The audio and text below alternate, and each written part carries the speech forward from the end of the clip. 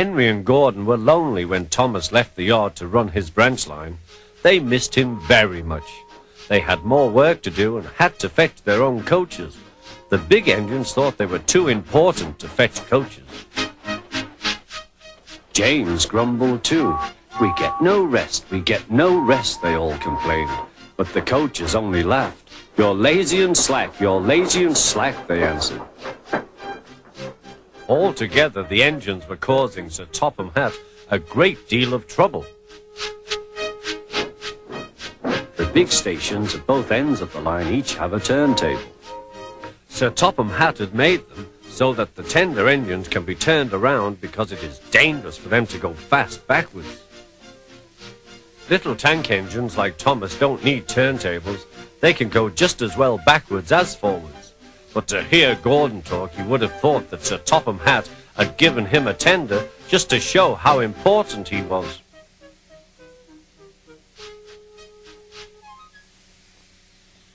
"You don't understand, little Thomas.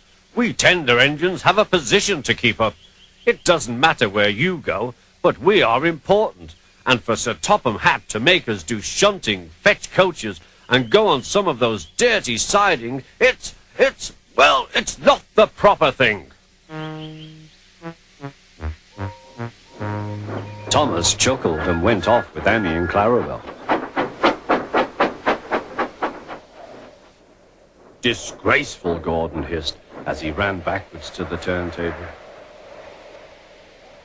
The turntable was in a windy place close to the sea, and if he was not on it just right, he put it out of balance and made it difficult to turn. Today, Gordon was in a bad temper, and the wind was blowing fiercely. His driver tried to make him stop in the right place, but Gordon wasn't trying. The fireman tried to turn the handle, but Gordon's weight and the strong wind prevented him. "It's no good," they said at last. "Your big tender upsets the balance. If you were a little tank engine, you'd be all right. Now you'll have to pull the next train backwards." "Look," called some boys, "there's a new tank engine." "Oh, it's only Gordon back to front." "Hello," called Thomas, "playing tank engines? Sensible engine. Take my advice, scrap your tender and have a nice bunker." Gordon said nothing. Even James laughed when he saw him. "Take care," hissed Gordon, "you might stick too." "No fear," chuckled James, "I'm not so fat as you." "I mustn't stick," thought James. He stopped on just the right place to balance the table. It could now swing easily. Gordon arrived in time to see everything. James turned much too easily.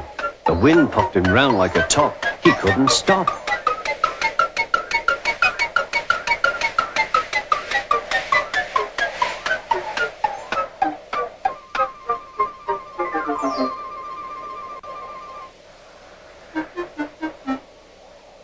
"Well, well," said Gordon, "are you playing roundabouts?" Poor James, feeling quite giddy, rolled off to the shed without a word.